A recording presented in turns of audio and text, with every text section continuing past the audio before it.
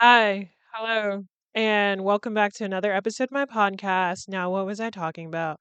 My name is V Noir, and this week I am talking about two different movies, mainly because it's just like what I've recently watched, not necessarily to compare the two, but mainly I'm going to be talking about B1's Resurrection, which is the English title.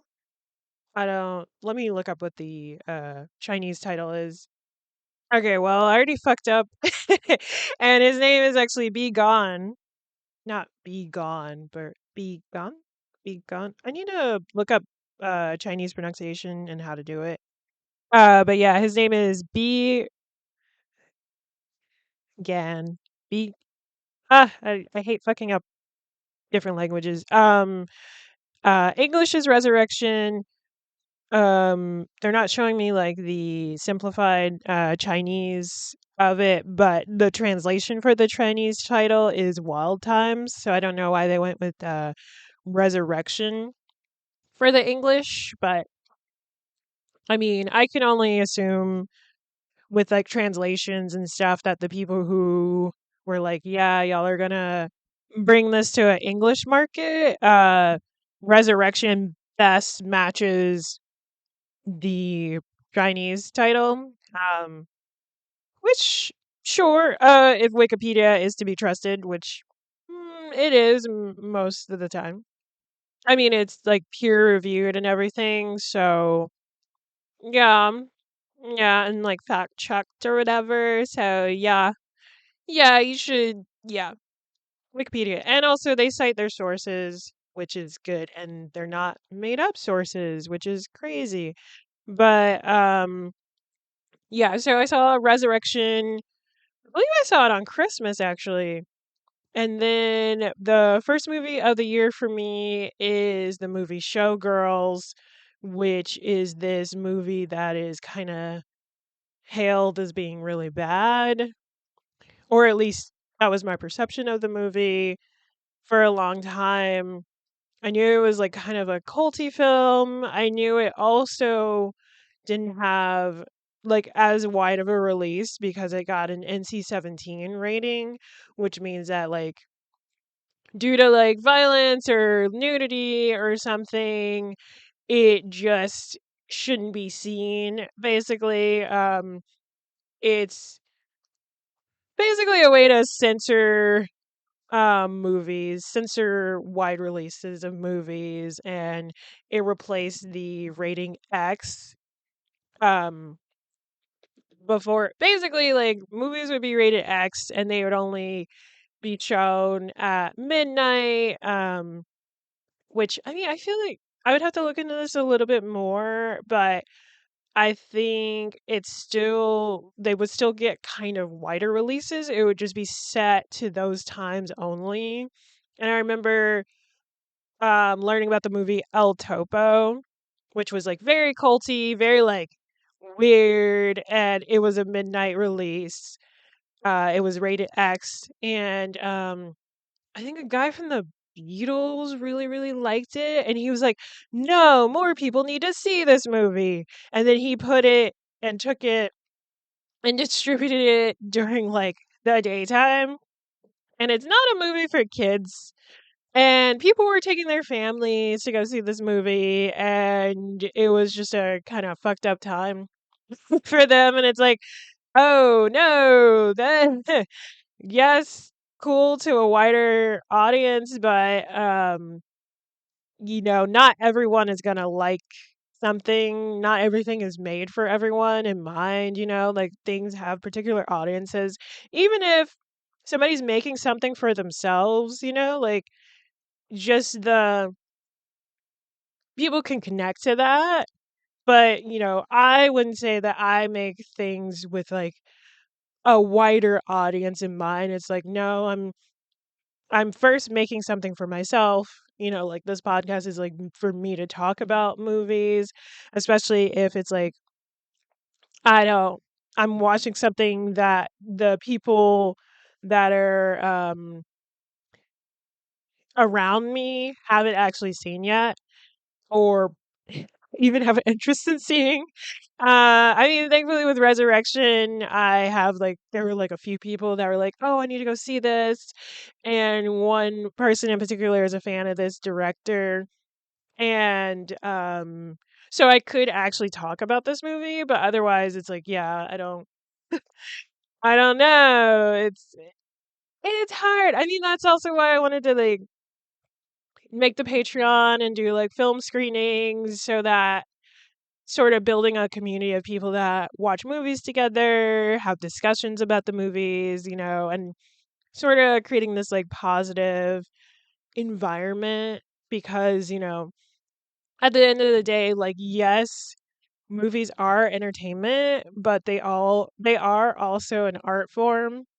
And I specifically try to watch movies that resonate in that way of like not only is this a great narrative film, but you're also kind of pushing the form and making this really interesting to like see like wow, this is just eye candy. Like that felt it felt like that with like Frankenstein when I saw that in theaters, which that's in theaters for another week.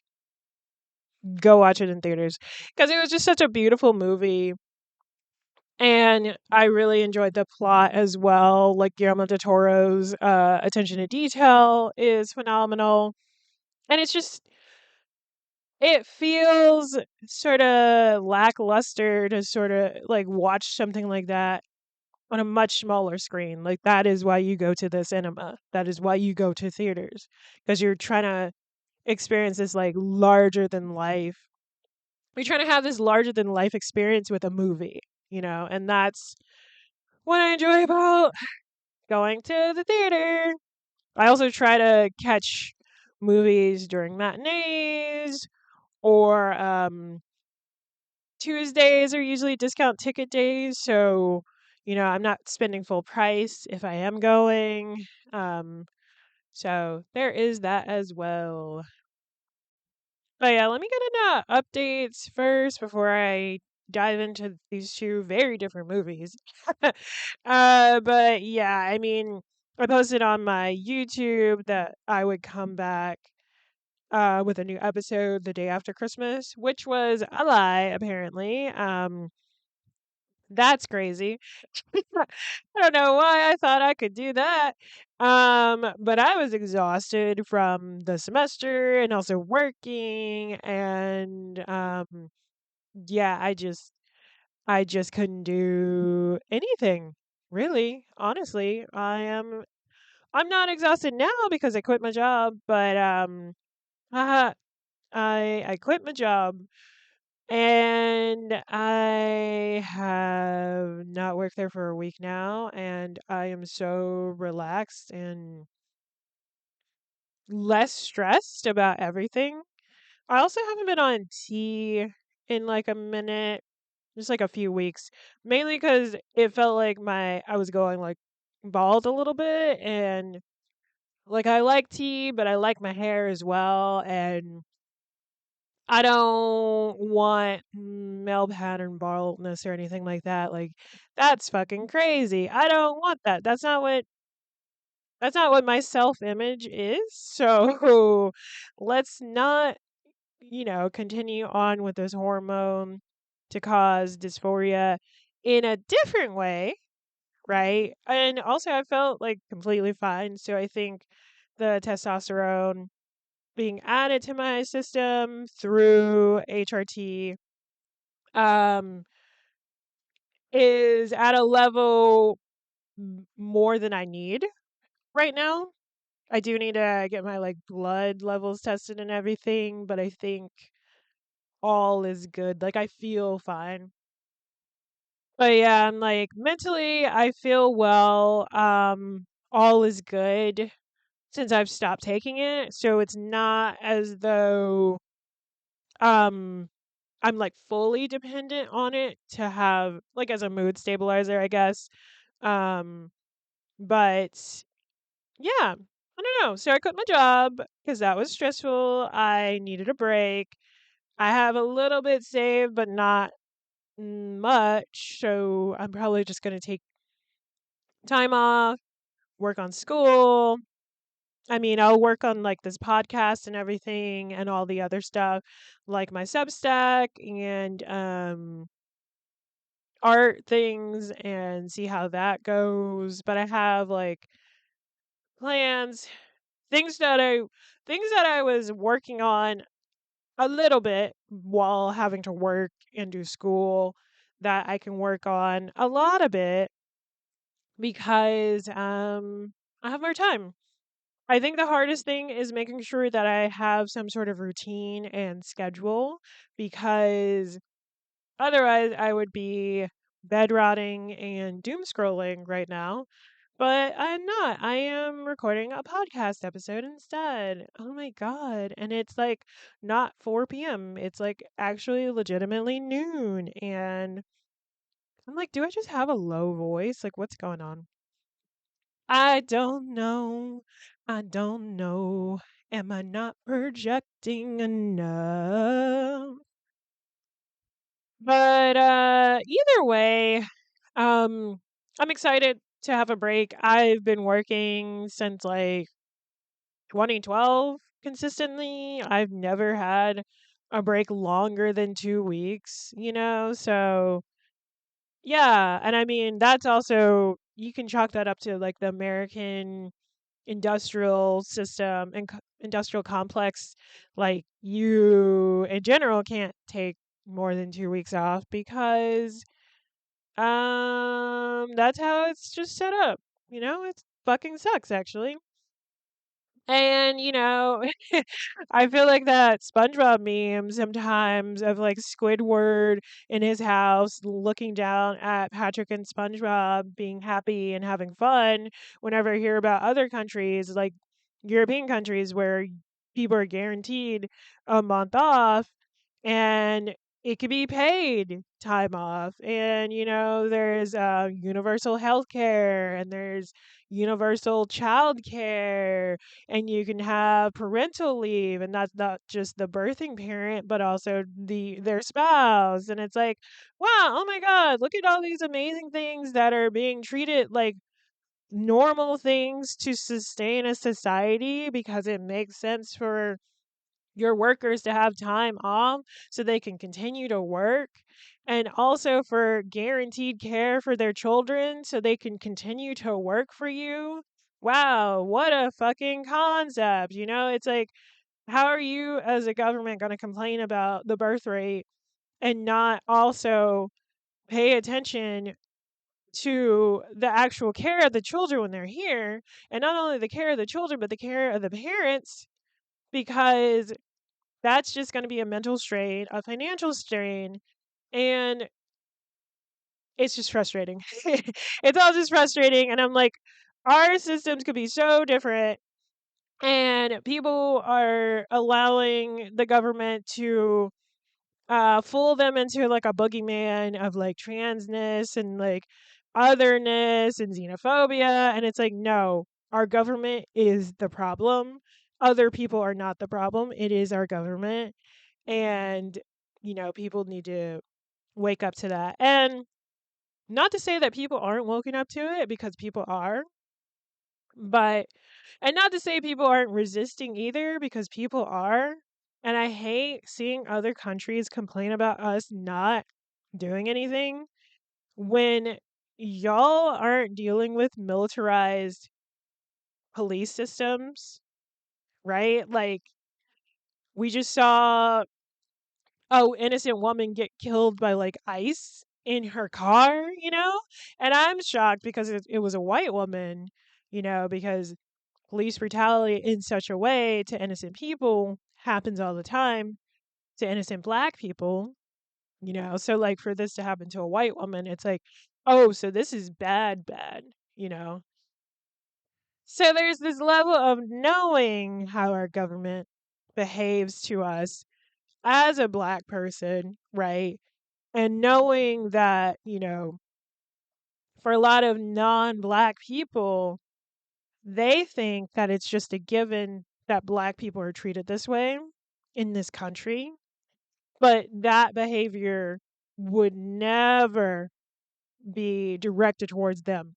You know, it's like, oh, it's okay that it's happening to those people, but this won't ever happen to me. And I think that's what people are waking up to finally. It's like, no, people, our government decides to behave in this way to the most marginalized people.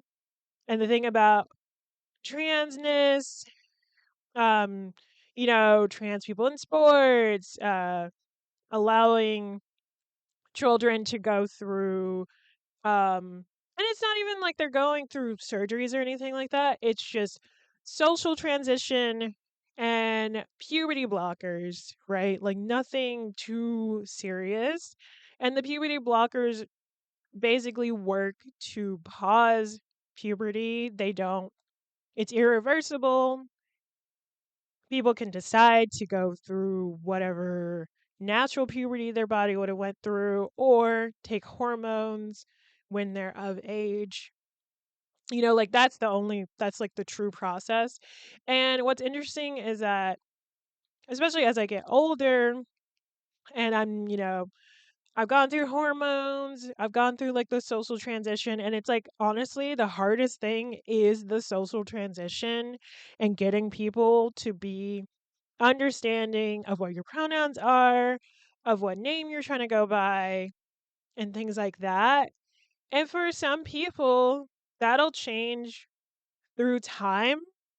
And that adjustment period is really rough if someone isn't used to someone, thinking differently about their gender and their body, right? Because someone who's not even used to thinking about that will think that you flipping around and going from he, they, she, they, all pronouns, no pronouns, the neo pronouns, they're going to think that you aren't to be taken seriously when it's like, no, gender is a spectrum.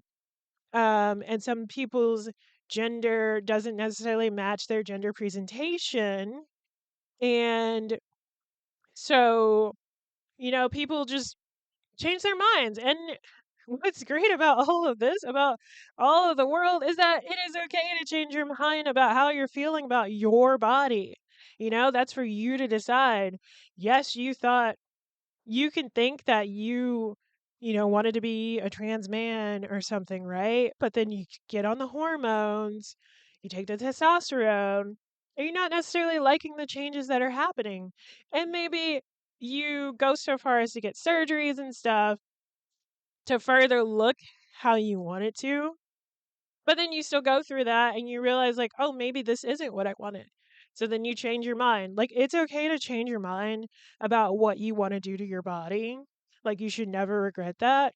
What sucks is not having a support system in your life to be there to care and hold you and understand you when you decide differently about your body and your presentation. you know and so a lot of people end up detransitioning because they don't have a support system that is there to care for them, and which really sucks, but usually that is the reason that people detransition, is because of the lack of support system. And honestly, for me, with me stopping tea, I don't think of that as detransitioning. I think of that as me just evolving and changing, because it's like the tea still did changes, like my voice sounds a little different, my body is a little different, but and I'm okay with those changes. I was just like, I do like having hair on my head. What sucks is that I base going on tea on the well, if I think I'm thinking about my mom's side of the family now, and I'm like, no, wait, a lot of the men in that side are bald. So I probably shouldn't have gone on T, because I think you're supposed to base your expectations on hormonal, going on HRT on your mom's side of the family, I believe. And I'm just thinking about the fact that all of them are bald. But I remembered seeing a photo of her dad, and I was like, well, her dad had hair, right? But nope. shoulda thought that more. What about her siblings that are still alive? They're all bald. But yeah, no, I should have saw this coming. But yeah, no, and I'm still a they them girly and girly in a gender neutral way. And I'm like obviously it was gender neutral, but I don't know why I felt the need to specify. I guess uh just to be funny. But I don't know if I'll ever get to a all pronouns um feeling. Maybe, maybe not. I've been so like mass presenting. I do want to be a little bit more femme because honestly, I've always felt like I'm gender nonconforming, non-binary, but also gender fluid. But I haven't been in the fluid that is feminine in a very long time. But that also has to do with like protecting myself, and not feeling great in general and dealing with body dysmorphia and stuff. But I do feel better. And I thought I wanted top surgery, but I think I'm not going to. I have always thought of my chest as like a fun accessory, and being able to, put on a binder or not wear a binder is like a fun thing to me. And I would say, um, thinking about like body positivity, I would say I'm more like body neutrality, right? Like I have a neutral feeling about my chest. Like they're there, they're not bad, they're not good, they just exist. And now I want to not necessarily flaunt them, but like shape and change and like make it look interesting and fun. Because I'm like, at the end of the day, like we have one life to live. Um, the world is crashing and burning. The world is always crashing and burning, but I won't let that take away the little things in life that bring me joy. And yeah, I mean, joy is resistance. They want us to be miserable. They want us to give up. And I think, you know, it's way more revolutionary to it is a revolution to not give into that feeling and actually, do what you can, be there for people in your community, um, stand up for yourself, stand up for other people, and I don't know, take care of yourself. Self care. And that's not just like a spa moment, that's also like reading books, walking in nature, saying hi to your neighbors, um, and then, yeah, just being there for people. Um, I don't know why. I mean, again, this is my podcast. I can do whatever I want, but I didn't expect to go in sort of like a tangent like that. But let's get into movies. I'll start with the one that is not completely depressing, I guess, which is Resurrection. Okay, so to get into the synopsis, in a society where people stop dreaming to extend their lifespan, some dangerous individuals still dream, warping the fabric of time. Okay. I found not a good synopsis. I need to go, I think, to the Roxy, which is where I went to see this movie. Because I'm like, the Roxy's description is what made me decide to go see this. um, and IMDb and everything else that was coming up was not what I read. So, anyway, so, all right. In the synopsis that I initially read, in a world where humanity has lost the ability to dream, one creature remains entranced by the fading illusions of the dream world.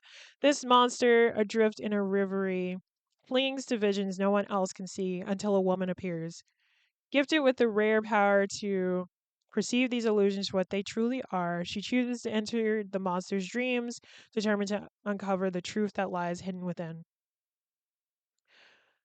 That doesn't. I'm like, I read that and I don't. That doesn't sound familiar either. Okay, wait a minute. Wait a minute. Wait a minute. Wait a minute. We're just gonna go with that description because I don't. I don't know what else to do. um, but anyway, so it's very much a like sci-fi horror movie. It's very, very gorgeous. Very gorgeous. There's like a nod to um old movies from like the 1930s, like a very good nod to German expressionism films in the very beginning. Um and so like that kind of like the description kind of explains there's like they're called like derelients, these creatures that can still dream even though humanity has stopped dreaming in order to live longer. And so this creature is kind of stuck in this like dreamlike state. Um, the woman whose job it is to hunt down these derelients runs across this one and goes into his dreams and finds him in the dream in a dream that is an opium den. So she um basically stops him from being an addict and then kind of throws him into all these dreams uh basically so he can end his life in these dreams. So the rest of the movie, because I think this movie is like 2 hours long, 2 hours 40 minutes. It's a very long movie. 2 hours 40 minutes. So basically we end up watching this creature through the different dreams. There's different themes for each dream. Um, the dreams take over a span of 100 years of the creature's life, where he ultimately dies in the end. I mean, of course he does. Obviously, spoilers for both these movies when I talk about any movie, honestly. But that's kind of the general description of this film. We get taken through like 6 different dreams. Like there's a main one in the beginning, which is like the chase where she's trying to get to him. And then when she does get him, he's like in this field and she puts this reel of film in him and he kind of lives through it. And the dream that we get to right after that, honestly, like this movie had such a strong opening and then I was kind of trying to piece together what was going on. And I could tell that there were um different themes going on as well. But for me, I knew it was like something to do with the senses, but I was thinking it was more about how as you pass away, you lose certain senses.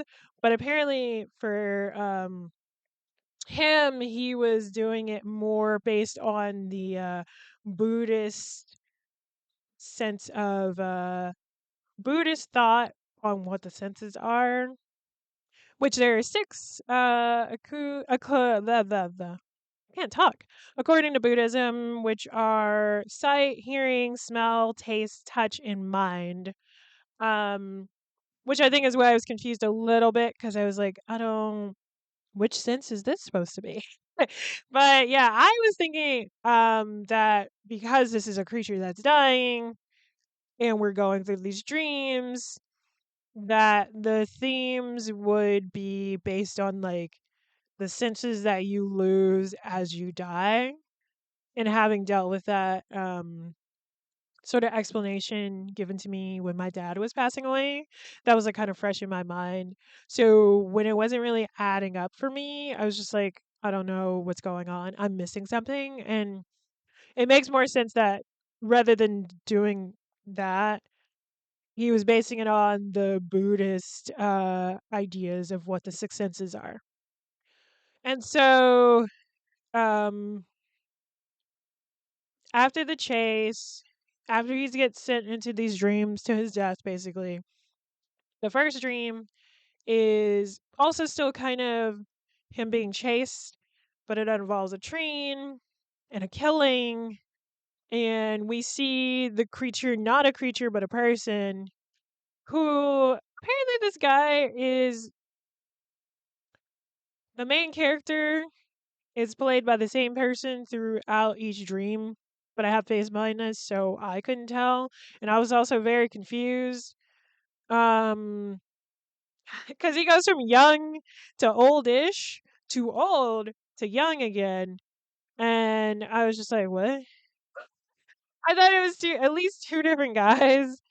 Um, which confused me. So I was like, oh, okay. Oh yeah, let me get into who's in this.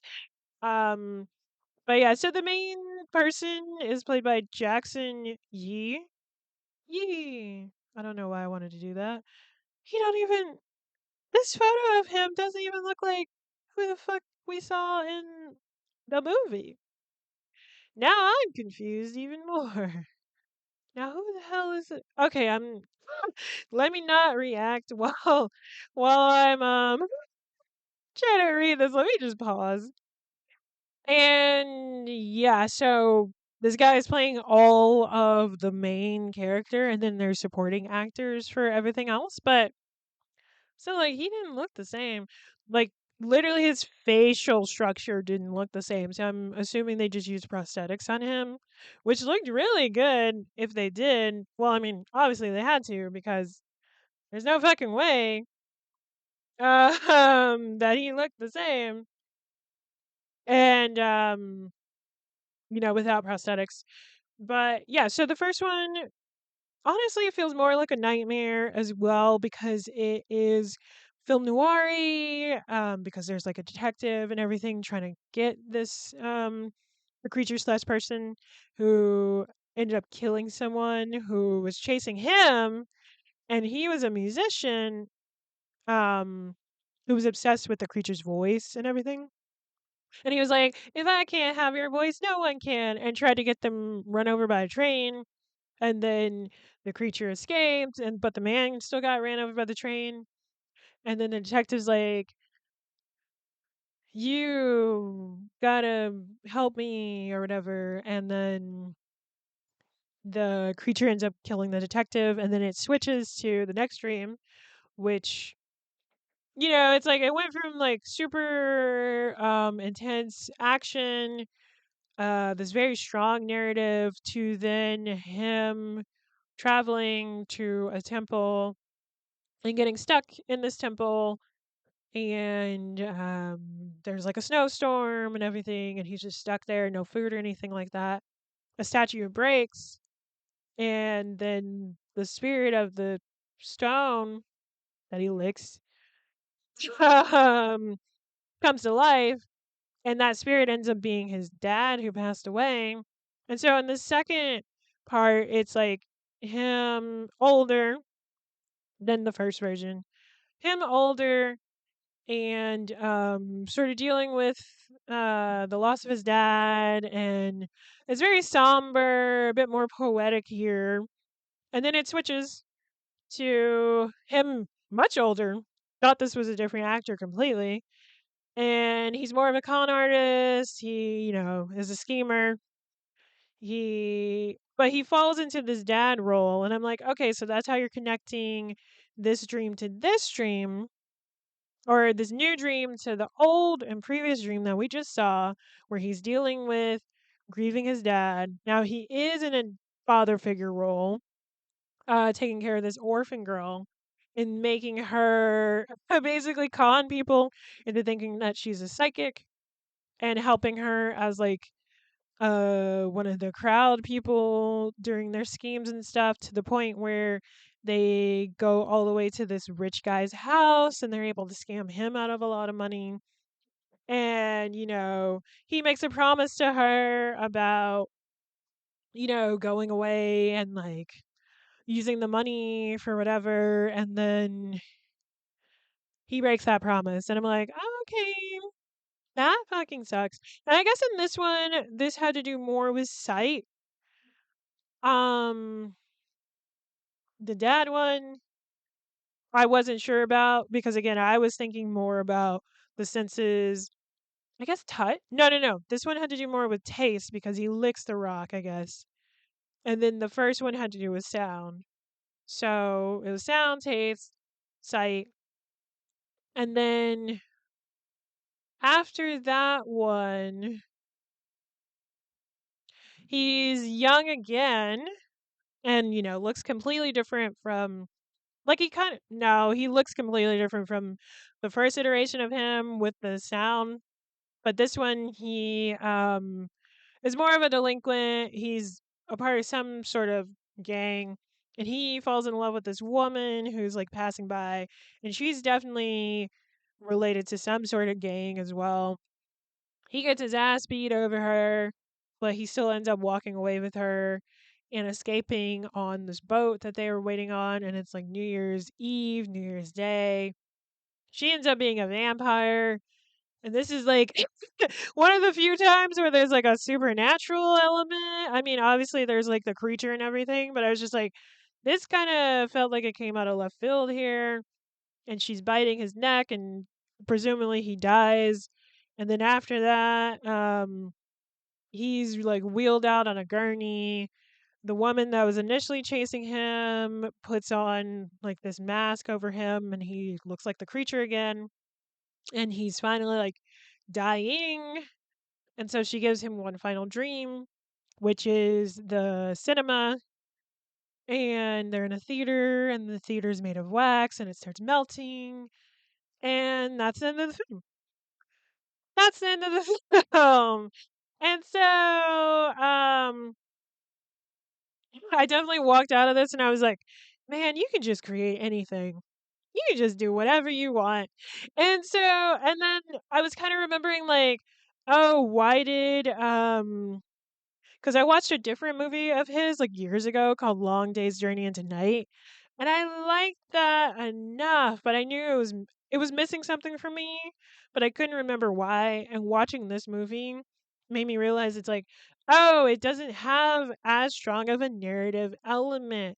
It's like this movie is definitely more about the visuals and like the concept but not necessarily the narrative story. Because when I was like trying to think about how to improve this, it's like I would have liked it more if like because again, I'm thinking about death and dying. I'm not thinking about I didn't realize that there was like a Buddhist element to this. So me but it's like he set it up as like a creature dying. There is the element of senses and we're watching these dreams as he dies, right? He sets that up like that. So in my head, I'm like, wouldn't it make more sense for us to kind of go through the life of this creature through these dreams and watch him as he ages and changes? I mean, we don't even have to watch him age and change, but like there could be some thematic thing like connecting these together because I was confusion at the end on whether or not any of it made sense more so. Like I got the message, I got what was happening, but it just didn't blow me away. And I was remembering how Long Day's Journey into Night didn't really blow me away either. And honestly, these movies aren't supposed to. It is really supposed to be more of this visual um film where you're taking in these visuals and the narrative is kind of second place in a way. But I'm like, I'm like, I'm coming to watch a narrative film. I want the narrative to also be, impactful and interesting. And there are interesting qualities. It was just like this last part where he's like falling in love and then she becomes a vampire that kind of like threw me for a loop because I was like, what the fuck is going on here? I don't understand. I was so confused. I was confused with that last part. I was like, would have loved the movie if it ended with him being a deadbeat dad. Would have loved the movie if like this love scene section was like earlier on. Um, or anything. Like if it went from like even if there was like a thematicness of like him being chased throughout the dreams, or even if it was like him being chased for a little bit and then him feeling a false sense of security and then him getting chased again, like that would have been interesting too because it's like he gets chased, he doesn't get chased anymore, he's kind of chasing the third dream when he's like the father figure, and then he's definitely getting chased again. So I don't know. But yeah, I was definitely like, you can just make anything. This is what happens when you have a budget. Because this is a budget movie. Because wow, the level, like the sets designs and everything, like it was gorgeous. I was like, damn, if I had budget, this is what I would do with budget. Because I feel like I'm always thinking about like, okay, can I execute this in a way that will look good with minimal budget, if there is a budget at all, like I don't even like I'm thinking about the here and the now, not what I want to do, because what I want to do isn't as tangible as what I can do, right? You feel me? So yeah, I don't know. It's like I wanted to be blown away by this movie. And the visuals are strong. Like this is a gorgeous film. It is 2 hours and 40 minutes, and I was like, when it got to that last, I think that's, I think that's also what it was too. Like when it got to the last part where he falls in love and everything, I really, if it doesn't end after this, I will walk out. Like because it was just feeling long. It was feeling long as well, and I was like, I was feeling the 2 hours and 40 minutes at that point. So I think that's also why I wasn't liking that part because I was like, I just need this movie to be over. I just need it to end. Not that it was bad, it just was long. And I saw this in a theater. And you know how theaters are. It's like, okay, there's nothing here to distract me. Now I'm sitting for 2 hours and 40 minutes and I am going to finish the movie, I guess. But no, if there was going to be another dream after him falling in love, I definitely was like, because I went to see this with a friend too, and apparently she also was thinking the same thing of like, if there's something else after this, I'm gonna go because it was just so fucking long. Okay, but I think that's also another thing. I will strive to not make 3 hour movies, and if I do, there will be an intermission. I will put an intermission in there. Like, oh my god, I need people to be able to like not want to kill them, like not want to kill themselves, but like not want to walk out because the movie is just that long. I'm like definitely a learning experience for sure. But I also felt encouraged to just like do whatever I felt like doing that I find beautiful and gorgeous in telling a story cinematically, and striving to get a good budget. Like let's see what this budget was. What was this budget? I mean, if I can find that. Couldn't really find the budget, but based on everything, it was definitely really big. And I'm like, damn, one day I want to have a big ass budget so I can just create these sets and miniatures and use prosthetics and all kinds of lovely stuff like that. But this movie definitely isn't for everyone. It is very long, almost 3 hours long, and so I mean, I definitely think people should see movies that aren't just like in the Western sphere, like never, like don't just go watch big blockbuster Hollywood movies. I love watching indie movies because they're more interesting stories to me. Um, I'm glad that rom coms are having a comeback. And yeah, no, people should watch more foreign films. I'm like, subtitles are great. It is working your brain a little bit more, which is good. I mean, we're in a literacy crisis, so being able to read, comprehend and also take in the visuals at the same time. Like you're using a lot of your brain while you're doing all of that. So, and it's fun. It's fun. It's always interesting to see how other people tell stories, how other people tell visual stories. And this is a gorgeous film. If you wanted to just watch it without subtitles or anything, you're just watching it for the visuals, you can do that because that is most of what this movie is like a visual um film. So yeah, but I'm like it's definitely not for everyone. I was having a rough time near the end as well, but I still had a good time more or less. And yeah, let's just get into Showgirls, which definitely at first, because I watched this on Tubi with my roommate, and I wish they had given me a trigger warning because um definitely trigger warning, content warning for this film if you ever wanted to watch it, because there is a rape scene that happens, and I didn't know that was going to happen, and so when it did happen, my brain made it be a lot worse than what the actual visuals were, especially when it jumps to her in the hospital right after and they describe what's wrong with her. So but the actual rape scene itself, it is really rough, but obviously these are actors. Nothing is actually happening to her. I mean, she is getting like hit and stuff, but no, she's not like they're not going to actually rape someone on camera, like that's not going to actually happen. Um but yeah, so my brain made that scene a lot worse because I wasn't expecting it, and it like soured the taste.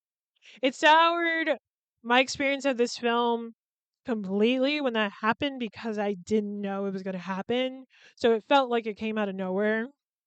Um and I think if people came into this movie not knowing that was going to happen, that could be a very good reason why this movie gets hated on so much, because no one tells people about the rape that happens in this movie. Okay, so before I get into the synopsis, I was looking it up just now. And I'm kind of glad I didn't watch any reviews of this because it would have, again, warped my perception of what this is. But apparently, people were saying that the dialogue is bad, the writing is bad, the characters aren't well written and kind of flat and everything. And I'm like, I'm like, did I experience a different movie than y'all? Because the writing was good, the characters were fun, and multi dimensional, and like there's a lot of interesting things going on here. But anyways, to get into the synopsis, Nomi arrives in Las Vegas with only a suitcase and a dream of becoming a top showgirl. She quickly befriends Molly, who works at the high-end Stardust Hotel, and lands a job at a seedy strip club. She, ooh, A chance meeting with Crystal, the Stardust marquee dancer, and her powerful boyfriend, Zach, brings Nomi one step closer to realizing her dream. But as she ascends to the top, Nomi begins to wonder if it's all worth it. Which that kind of makes it seem like this is like a um big-eyed girl, big dreams. Um and not that she isn't, not that Nomi as a character isn't, but she is pretty realistic in her expectations of what to expect. Like she carries a knife around. When she gets into Las Vegas, she is a hitchhiker. So she hitchhikes with a guy. She leaves her suitcase in his truck. They try to gamble. He leaves her and then steals her fucking luggage. The luggage was the only thing, like literally her whole life is in this shit, right? And then while she's getting mad and kind of vandalizing the car that was next to where the truck was, that's when she meets Molly, who lives in this like sort of trailer, and Molly like kind of takes her in. And thankfully, Molly is chill because I'm like, okay, you went from, because she does pull out a knife on the truck driver guy. Not a truck driver. He just has a truck. It's like a pickup truck. It's not a 16 wheel or anything. And yeah, so it's like you can tell this woman is someone who is used to having to sort of fight and protect herself. She also has a temper as well throughout the whole film. Like you see her like a man will try to fucking play with her. Not play with her. Will try to pull one over on her, and she'll be like ha ha ha, and then threaten his ass, and kick his ass, like she's a tough character. And she does join a strip club, and she has experience, stripping and everything like that. So she is like, yeah, I'm a stripper, but really, fundamentally, I'm a dancer. I belong on the stage. Not that stripping isn't a stage of its own, but she wants to be on like an elevated stage where she's not just, I mean, I was going to say where she's not just selling her body, but she's still selling her body as a showgirl, but, not expected to do like, she's assuming she's not expected to do sex work. I'm like, oh, damn. It's all kind of fucked. But yeah, she likes to visit Molly at her job, and Molly works backstage at the place. No, at the production where the big show that is seen throughout this movie, because we do get some of the production, some of the set designing, and some of the songs from the big Showgirl show that Nomi wants to be a part of and eventually is a part of.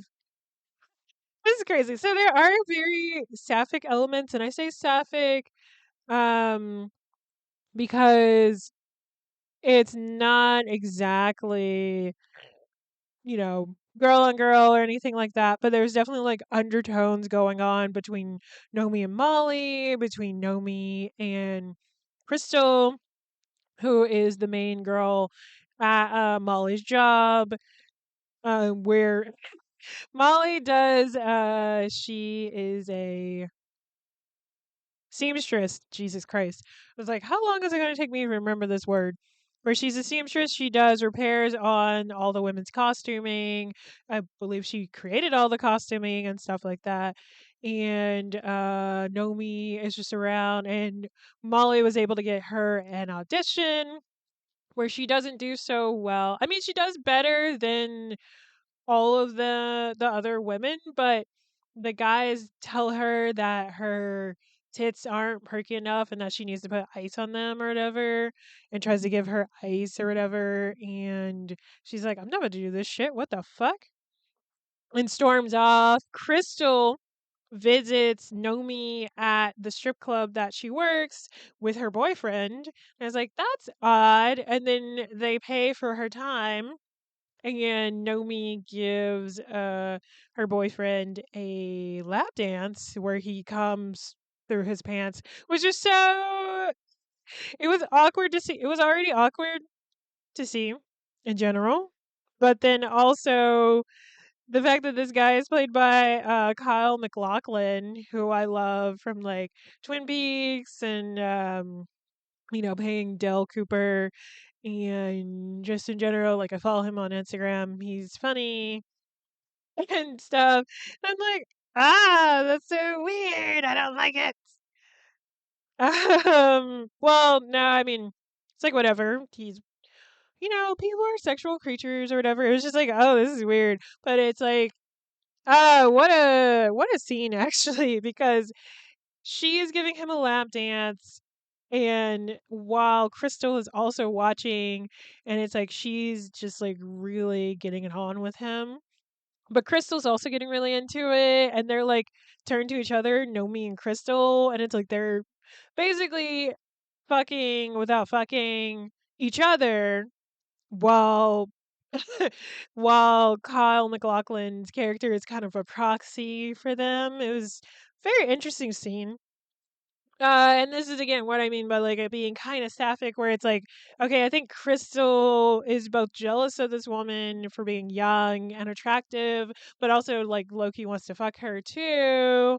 So yeah, it's wild, it's bonkers, and so basically, Crystal is the reason that Nomi's able to even come back and be a part of this production and be on stage with her. And we get to this point where Crystal is trying to give her the ins and outs and stuff and talking about how, you gotta push your way to the top, like literally. And was talking about how she was an understudy for someone and literally got this woman injured in order to take her place. And before we even see that happen, or before we, because, they're foreshadowing this would probably happen to Crystal through way of Nomi, we get this other scene where between these two dancers who have been on and off, like arguing with each other about all this shit going on. No, no, no, sorry. I'm like, I'm getting distracted. But no, they've been arguing with each other. One of the dancers is a mom and she brought her kids there. The other dancer is like, I fucking hate kids. Like, and they're always arguing about nonsense. And so the mom is fed up and she throws, I forget, it was like crystals or something on the ground, basically where this other dancer would have landed. And she does land on it and she twists her ankle and she's, taken out of commission for a while now. And so later on, we see this scene where everyone's coming down the stairs. It's this flight of stairs that they always have to come up and down. And Crystal is in front of Nomi, and Nomi decides to push her. And of course, she fucking breaks her leg. And now Nomi is the face of this show, and no one saw her get pushed. And Nomi's not going to say anything. This other woman, the woman who had injured the woman who was the mom and injured the other woman, she was like, yeah, no, I think she just tripped. I saw her trip. And now she's covering for Nomi because no, she's like, no, I know you fucking did that shit. Molly also is like aware that Nomi probably did this shit too and is upset with her. And so we have all this drama going on behind the scenes. I do enjoy that we see a lot of the behind the scenes stuff going on for the production. Costuming, we never really see the full production because like it's not about that, it's about the interpersonal relationships between these women, what happens behind the scenes, needing to survive in Vegas and stuff like that. So I really really was enjoying that because I do enjoy seeing the behind the scenes of um dance performances, movie sets, music videos. Like I just enjoy seeing like other people in their craft and how they make something come to life. And, it's a lot of moving parts and a lot of people working together. And I was enjoying the movie because of that.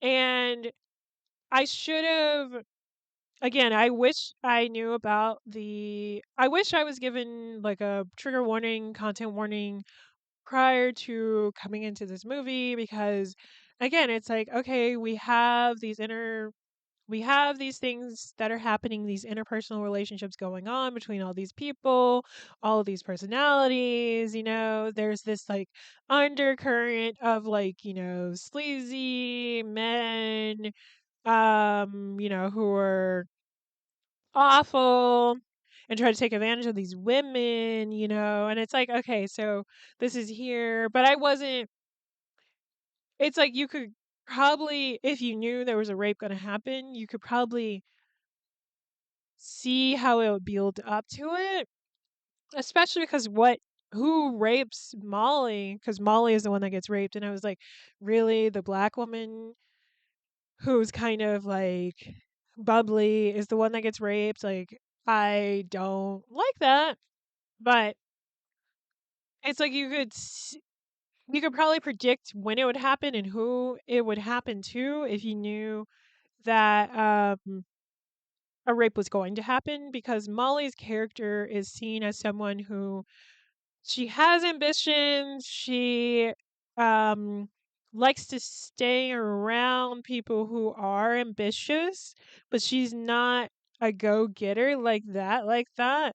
And there's this person, this musician that she idolizes, that she gets a chance to spend time with, because Nomi's able to like hook her up in that way. But Nomi doesn't, personally know this man or anything like that. So it wasn't like he was vetted or anything. And, he's someone who is a well known celebrity. So you initially wouldn't expect him to be that way, right? Because he's just well known and well loved. But he ends up raping Molly with two of his like goons or whatever. And I'm like, goons in the before definition, not goon. Well, I said goons. I didn't say gooner. So those are two different words. Uh, but yeah, so she ends up getting raped, and by this musician who she looked up to, and I thought it was really fucked up. But it's also like, yeah, you don't know these fucking celebrities. You don't know what the fuck kind of position you're walking into. And a lot of the time, you could be giving yourself up to this person who is actually doesn't give a fuck about your well-being, or, anything, right? And so, it was just like such a harsh reality kind of slap in the face with this part. But it was like, it was kind of building up to it, because there was this, again, like seedy undercurrent of like these men being awful, taking advantage of these women, wanting and needing to claw their way up and defend themselves. And Molly was a character who was kind of sneaky. Like, she was doing her best, and was taking advantage of the fact that Nomi was someone who was, being propelled forward. So she's like, well, you were and it was like kind of interesting too, because it was just like Nomi was invited to this like high scale class party and invited Molly to make up for, the fact that she pushed Crystal into something fucked up. And Molly's like, well, you got me into this party, so thank you. And oh my God, I'm meeting this musician that I idolize, so thank you. So it's like she's a cloud chaser in a way, but not really. I'm like, rape is awful in general, and like the things that end up happening to her, like she's awful. She's hospitalized after this, and of course, nothing happens to this musician, because again, he's a well-known person. It's Vegas, like it's all fucked up. And again, when you get into Molly going out of her way to defend herself, like turning her anger and using it for someone she cares about and not just herself, and goes to this musician's house and beats the shit out of him. And I was like, this is very satisfying. I'm glad this is happening. I'm like, that man could be dead. Who knows? Who knows? She like really fucking kicked his ass. And so that was like a very satisfying moment. Before that, she visits Molly, sees how she's doing, visits Crystal, and Crystal's like, you don't even have to apologize. Like, I needed a break. She was working 8 years straight with no breaks. She's like, yeah, no, I needed the break. And I should have seen this coming, because I explained to you how I got in my position. So don't worry about it, kid. And yeah, so she beats this musician's ass, comes back, tells Molly everything. Like, she briefly tells Molly what she did, and then she leaves. She just leaves in general and decides to head back to California. She hitchhikes again. She runs into the truck guy from the very beginning of the movie, and she threatens him again, because she's like, "Where's my fucking bag, bitch?" And yeah, she heads off back to California. And that's the end of the movie. And yeah, it was like kind of a satisfying ending. She's kind of a loner. She goes on her own. She does her own thing. She avenged her friend, Molly. I love that she did that. And yeah, she gave Crystal a break. I'm like, here, let me get into the cast because I didn't talk about the cast at all.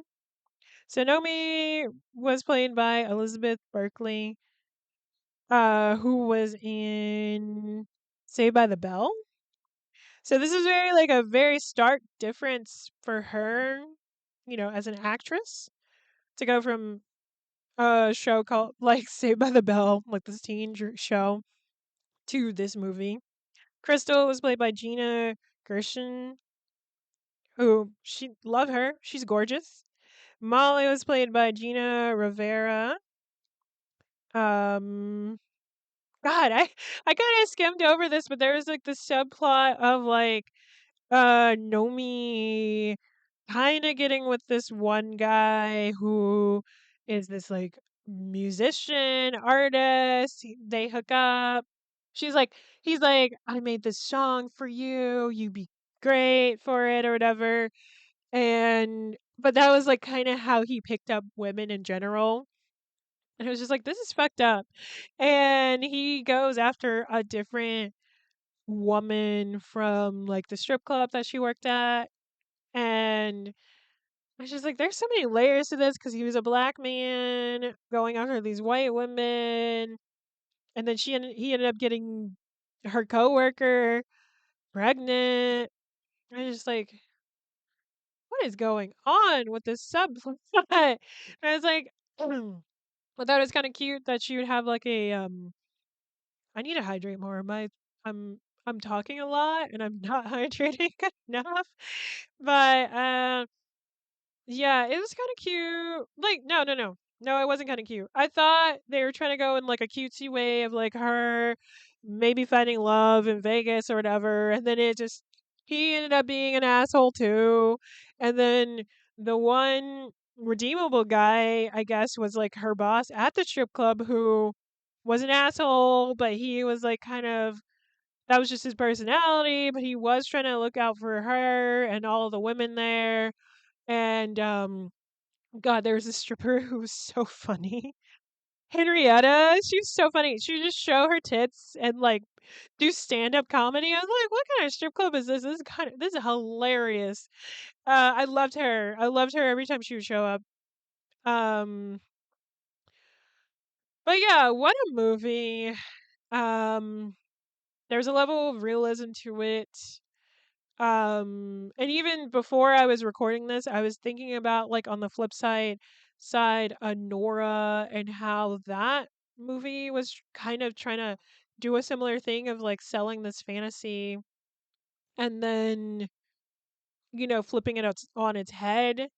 Whereas with Showgirls, there was always this level of yes, this is what Nomi wants to do, but reality the reality of it all is that, people aren't good and she's still got to look out for herself. There is also a lot of well, it's not a lot of nudity, but there is nudity in this movie. Like, Nomi's nude a lot. Um, we kind of see Crystal a bit, like there's titties everywhere. But we do see like Nomi in general, like, no, like you see her vagina and shit like that. So like she's actually stripping in some of the scenes and I'm like, yeah, I don't really remember that happening with like Nora again. Not to compare the two movies, they're very different, but it's like, oh yeah, that was rated R, but this was rated NC-17. And it's like, yeah, for a reason. There's a vagina. There's a vagina in this movie. Can't have people see that, right? Um, Same with like I think another restriction is like with penises. Like if you ever see a penis in a film, it has to be flaccid. It can't be hard. If it is hard, it has to be NC-17. Same with like quote unquote female orgasms, because I remember there was this movie. I mean, this movie was probably rated NC-17 for multiple reasons, but I do remember this movie Boys Don't Cry, which is about like a trans mask person. Um but this is like one of those movies where he goes down on this woman and she has an orgasm, and it's like that was one of the reasons it got an NC-17 rating. And it's like, oh yeah, you really don't see a lot of movies that portray like sexuality in that way, especially with women. And it's like, oh yeah, interesting. But yeah, I'm gonna end it there. Like, Showgirls again is not a movie for everyone, especially like, there's the sexual violence of it all, but otherwise it very much is a drama. The set pieces are gorgeous, like the costuming is gorgeous. This one isn't 2 hours and fucking 40 minutes, that's for fucking sure. But it is 2 hours long, 2 hours and 11 minutes. And I wouldn't say the writing was bad, really. Um, I would say it was dramatic, very dramatic, but it's like, yeah, they're in Vegas. Of course, they're going to be dramatic. But overall, I did like the movie. It is a good movie. It's definitely not for everyone. And if um, rape in general is something that you can't handle, like, definitely don't watch this, because that is a very triggering scene that definitely made me um you know in general, like, after initially watching it, not think very badly about this movie, but like I had to be away from it to realize, like, no, this is a good movie. That scene is unfortunate, but we do get retribution in the end, and that man is probably, I'm in my head, he's dead. So yeah, but I was gonna say that's all, folks, like a Looney Tunes ending. But yeah, I gonna wrap up. I'm like, damn, it's been a minute, so I don't even remember how I end these. Oh my gosh. But yeah, you can find me on Instagram at V underscore new R underscore. You can follow me on TikTok at V underscore new R. Check out the podcast archive, www.nwwitapod.com. Join my Patreon, please. Patreon.com/V Noirs Film Club. I will be posting reviews of movies that I won't talk about on the podcast, and I'll also like record myself so you can actually see me. So it'll be not because I don't want to talk about the movie. It'll be more so because I'll be on camera, which, I mean, I could have this be a on camera podcast, but I don't want to. That means I have to look presentable, and I don't want to do that. In general. And I also feel like, when you're on camera, you behave a little differently. I don't want to have TikTok face or voice ever. I'm not on TikTok enough to know what that is, but I can recognize it when I see it.